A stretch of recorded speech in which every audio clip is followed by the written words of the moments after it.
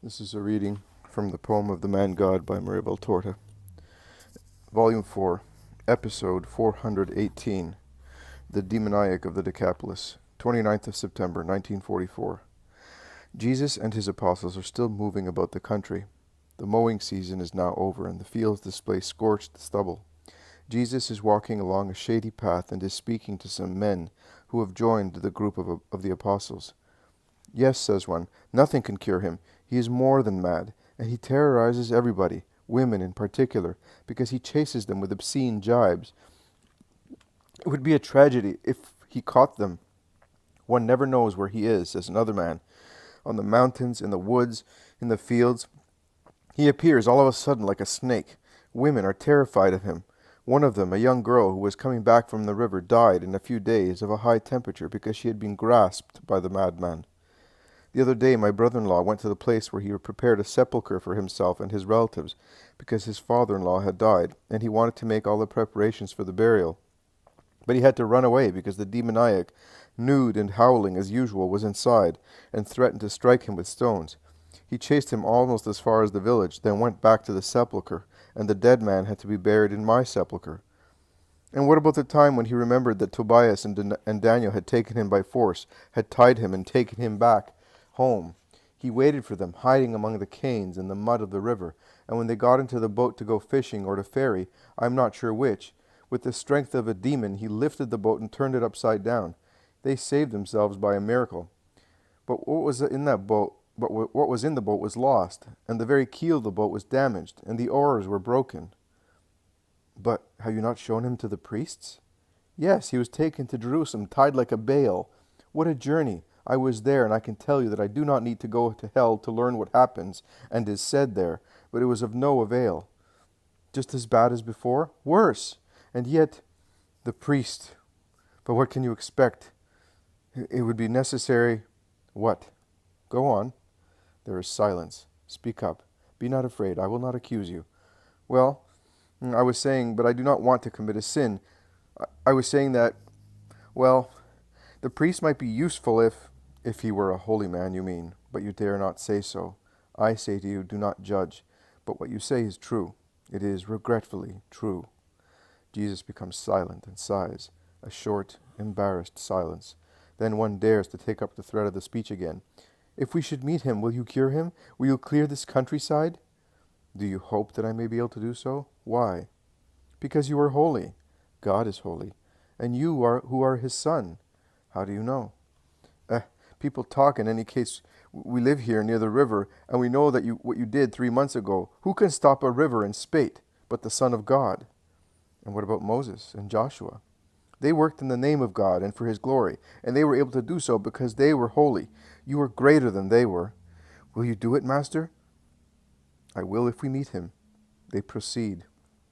The increasing heat makes them leave the road and seek shelter in a thicket along the river, which is not ruffled as when it was in flood. Although still rich in water, the water is calm and blue, shining in the sun. The path widens, and white houses appear at the end of it. They must be approaching a village. At the border of it there are some very small white buildings, with only one opening in one wall. Some are open. Most of them are hermetically closed. There is no one about. They are spread over bare, uncultivated ground which seems to be abandoned. There are only weeds and boulders. "Go away! Away! Go back, or I will kill you!" "The demoniac has seen us. I'm going away. I too. And I will follow you." "Be not afraid. Remain here and watch." Jesus is so sure of himself that the brave ones obey, but they go behind Jesus. The disciples also remain behind him. Jesus proceeds alone and solemnly, as if he saw and heard nothing. "Go away!" The voice is a rending cry. It sounds like a growl and a howl. It seems impossible that it can be uttered by a human being. "Go away! Back! I will kill you! Why are you persecuting me?" "I do not want to see you." The possessed man bounds. He is nude, swarthy, with long ruffled hair and beard. His dark, bristly locks, strewn with dry leaves and dust, fall over his grim, bloodshot eyes, which roll in their sockets and reach down to his mouth. And his mouth, open in howls and bursts of laughter of a madman, they sound like a nightmare, is foaming and bleeding, because he is striking it with a sharp stone, and he says, Why can I not kill you? Who is binding my strength? Is it you? You?" Jesus looks at him and proceeds. The madman rolls on the ground, bites himself, foams even more, strikes himself with his stone, springs to his feet, points his forefinger towards Jesus, whom he stares at fixedly and wildly, and says, "Listen, listen, he who is coming is—" "Be silent, demon of the man, I order you." "No, no, I will not be silent. What is there between you and us? Why do you not leave us in peace? Are you not satisfied with confining us to the kingdom of hell? Is it not enough for you that you have come to snatch man from us? Why do you force us back down there? Allow us to dwell in our praise, since you are great and powerful. Pass and conquer if you can, but let us rejoice and be harmful. We exist for that. Oh, no, I cannot say that. Don't make me say that to you. I cannot curse you. I hate you. I persecute you. I am waiting for you to torture you. I hate you, and from him whom you proceed, and I hate whom is your spirit. I hate love, because I am hatred. I want to curse you. I want to kill you, but I cannot. I cannot. Not yet, but I will wait for you, O Christ. I will wait for you. I will see you dead. Oh, what a joyful hour. No, not joyful. You, dead? No, not dead. And I, defeated, defeated, always defeated. Ah! Paroxysm is at its utmost. Jesus continues towards the demoniac, keeping him under the radiation of his magnetic eyes. Jesus is now all by himself. The apostles and the other people have remained behind. The people are behind the apostles, who are at least 30 meters from Jesus. Some inhabitants of the village, which appear to be thickly peopled, and I think is also wealthy, have come out, attracted by the shouts, and are watching the scene, ready to run away just like the other group. So the scene is as follows. In the center, the possessed man and Jesus, now a few meters apart from each other. Behind Jesus, to the left, the apostles and the people of the country. On the right-hand side, behind the demoniac, the citizens. Jesus, after ordering the demon to be silent, has not spoken any more. He only stares at the demoniac. But now he stops and raises his arms. He stretches them outwards. The possessed man, outwards towards the possessed man, and is about to speak. The man's cries are now dreadful. He writhes. He jumps to the right, to the left, upwards. He looks as if he wanted either to run away or hurl himself upon Jesus, but he cannot. He is riveted there, and apart from his writhing, he can make no other movement. When Jesus stretches out his arms, his hands extended, as if he were taking an oath, the madman howls louder, and after cursing, laughing, and swearing, he begins to weep and implore, "No, not in hell. Don't send me there. My life is dreadful even here, imprisoned in man, because I want to travel through the world and tear your creatures to pieces, but not there. No, no, leave me outside." Come out of him, it's an order. "No, come out. No, come out. No. In the name of the true God, come out." "Oh, why do you defeat me? But I'm not coming out." "No, you are the Christ, the Son of God, but I am—" "Who are you?" "I am Beelzebub, the master of the world, and I will not surrender. I defy you, O Christ." The demoniac becomes motionless all of a sudden, stiff, almost dignified, and stares fixedly at Jesus with phosphorescent eyes, hardly moving his lips to utter unintelligible words, and making light gestures with his hands near his shoulders and his elbows bent. Jesus also has stopped, with his arms folded over his chest. He gazes at him. Jesus also moves his lips lightly, but I cannot hear any word. The people present are waiting, but they do not agree with one another. He cannot do it. Yes, the Christ will now succeed. No, the other one is winning. He is strong. Yes, he is. No, he isn't. Jesus opens his arms. His face flashes command. His voice sounds like thunder. "Come out, for the last time, come out, O Satan. It is I who command." Ah! It was a very long cry of never-ending torture. Not even a man slowly pierced by a sword would yell thus. And the cry ends in the words, "I am coming out. Yes, you have defeated me, but I will avenge myself. You are driving me away, but there is a demon beside you, and I will go into him, and possess him, investing him with my full power, and no order of yours will be able to take him away from me. In every age, in every place, I, the author of evil, procreate sons for myself, and as God procreated himself by himself, I procreate myself by myself. I conceive myself in the heart of man, and he gives birth to me. He gives birth to a new Satan, who is he himself, and I rejoice having so many children. You and men will always find those creatures of mine who are as many Satans.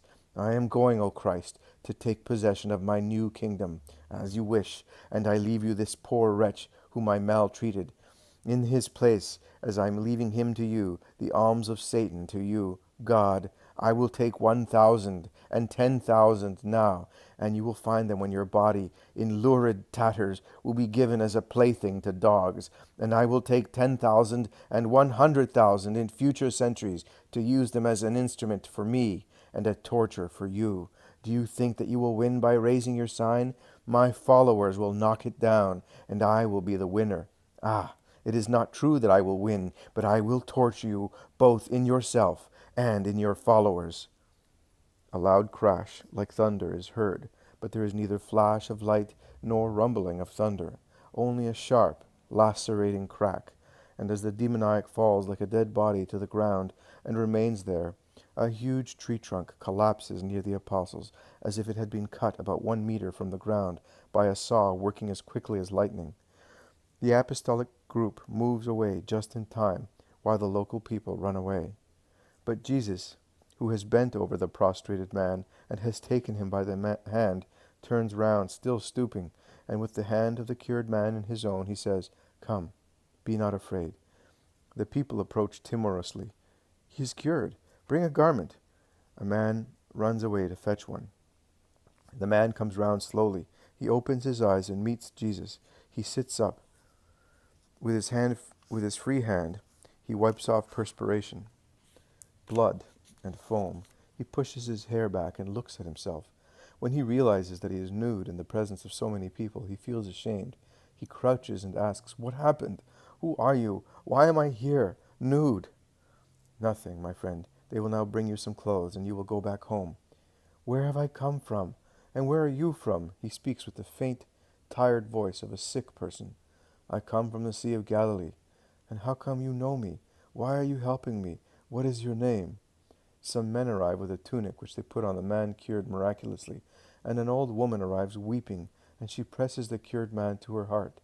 "Son, mother, why did you leave me for such a long time?" The old woman weeps even more and kisses and caresses him. Perhaps she would speak more words, but Jesus dominates her with his eyes and inspires her with more pitiful ones.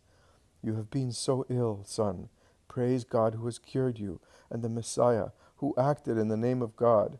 "Him? What's his name?" "Jesus of Galilee. But his name is Goodness. Kiss his hands, son, and ask him to forgive you for what you did or said. You certainly spoke in your—" "Yes, he spoke when he was feverish," says Jesus, to prevent unwise words. "But it was not he who spoke, and I am not severe with him. Let him be good now. Let him be continent." Jesus stresses the word. The man lowers his head, embarrassed. But what Jesus spares him is not spared by the rich citizens who have by now approached them. Among them there are some ineffable Pharisees. "You have been lucky. It is a good job that you met him, the master of the demons." "I? A demoniac?" The man is terrified. The old woman bursts out, "You cursed ones! You have neither mercy nor respect, you greedy, cruel vipers, and you as well, you useless minister of the synagogue, the Holy One, master of the demons. And who do you think has power over them but their king and father? Oh, impious people, blasphemers, be silent, woman. Be happy with your son. Do not curse. They do not upset or worry me. You may all go in peace. My blessing to good people. Let us go, my friends." "May I follow you?" It is the cured man who asks the question. "No, stay here. Be my witness and your mother's joy. Go." And among cheering shouts and whispered mockery, Jesus crosses part of the little town and then goes back to the shade of the trees along the river. The apostles crowd round him. Peter asks, "Master, why did the unclean spirit offer so much resistance?" "Because it was a complete spirit." "What does that mean?" Listen to me. Some people give themselves to Satan by opening up a door to one capital vice. Some give themselves twice, some 3 times, some 7 times. When one has opened his spirit to the 7 vices, then a complete spirit enters him. Satan, the Black Prince, enters. How could that man, still young, be possessed by Satan? Oh, my friends, do you know along which path Satan comes? Generally 3 are the beaten paths, and one is never missing. 3. Sensuality, money, pride of the spirit. Sensuality is the one which is always present, courier of the other concupiscences. It passes, spreading its poison, and everything flourishes with satanic flowering. That is why I say to you, be the masters of your flesh. Let that control be the beginning of everything else, as that slavery is the beginning of everything else. The man enslaved by lust becomes thief, swindler, cruel, murderer, in order to serve his mistress. The very thirst for power is also related to the flesh. Do you not think so? It is so. Meditate on that, and you will see whether I am mistaken. It was through the flesh that Satan entered man, and through the flesh he goes back into man. He is happy if he can do so. He, 1 and 7-fold, enters with the proliferation of his legions of minor demons. You said that Mary of Magdala had 7 demons. You said so, and they were certainly demons of lust. And yet you freed her very easily. Yes, Judas, that is true. So? So according to you, my theory is wrong. No, my friend. That woman wanted by that time to be freed from her possession. She wanted. Willpower is everything. Why, Master, do we notice that many women are possessed by the demon, and we can say by that demon? See, Matthew, woman is not equal to man in her formations and in her reactions to the original sin. Man has other aims for his desires, which may be more or less good. Woman has one aim only, love. Man has a different formation. Woman has this one, sensitive, which is even more perfect because its purpose is procreation. You know that every perfection brings about an increase in sensitiveness. A perfect ear can hear what escapes a less perfect ear, and is glad of that. The same applies to the eyes, to the palate, and to olfaction. Woman was to be the sweetness of God on the earth. She was to be love, the incarnation of that fire which moves him, who is the manifestation, the testimony of that love. God had therefore gifted her with a supereminent, sensitive spirit, so that one day, as a mother, she could and would know how to open the eyes of the hearts of her sons to the love for God and their fellow creatures, as man would open the eyes of intelligence of his children to understanding and to acting. Consider the command of God to himself. Let us make a helpmate for Adam. God, goodness, could but want to make a good helpmate for Adam. He who is good loves. Adam's helpmate, therefore, was to be able to love, to succeed in making Adam's day happy in the blissful garden. She was to be so capable of loving as to be the second collaborator and substitute of God in loving man, his creature, so that even when God did not reveal himself to his child with his loving voice, man should not feel unhappy for lack of love. Satan was aware of such perfection. Satan knows so many things. It is he who speaks through the lips of pythonesses, telling lies mixed with truth. And bear this in mind, all of you, both you who are present here and those who will come in future. He speaks such truth, which he hates, because he is falsehood, only to seduce you with the chimera that it is light that speaks and not darkness. Satan, cunning, tortuous, and cruel, crept into such perfection. He bit there and left his poison. The perfection of woman in loving has thus become Satan's instrument to dominate man and woman and spread evil. What about our mothers, then? John, do you fear for them? Not every woman is an instrument for Satan. Perfect as they are in their feelings, they exceed in action. Angels, if they want to be of God. Demons, if they wish to be of Satan. Holy women, and your mother is one of them, want to be of God, and they are angels. Do you not think that the punishment of woman is unfair, Master? Man also sinned. And what about the reward, then? It is written that good will come back to the world through woman, and Satan will be defeated. Never judge the work of God. That is the first thing. But consider that as evil came into the world through woman, it is fair that through the woman good should come into the world. A page written by Satan is to be cancelled, and the tears of a woman will do that. And as Satan will shout his cries forever, the voice of a woman will sing to drown those cries. When? I solemnly tell you that her voice has already descended from heaven, where her hallelujah has been sung from eternity. Will she be greater than Judith? Greater than every woman. What will she do? She will turn Eve upside down with her treble sin, absolute obedience, absolute purity, absolute humility. She will rise on that, a victorious queen. But Jesus, is your mother not the greatest, having given birth to you? Great is he who does the will of God, and that is why Mary is great. Every other merit comes from God, but that one is entirely hers, and may she be blessed for it. And it all ends. Jesus says, "You have seen a man possessed by Satan. There are many replies in my words, not so much for you as for other people. Will they be of any use? No. They will be of no use to those who need them most. Rest with my peace."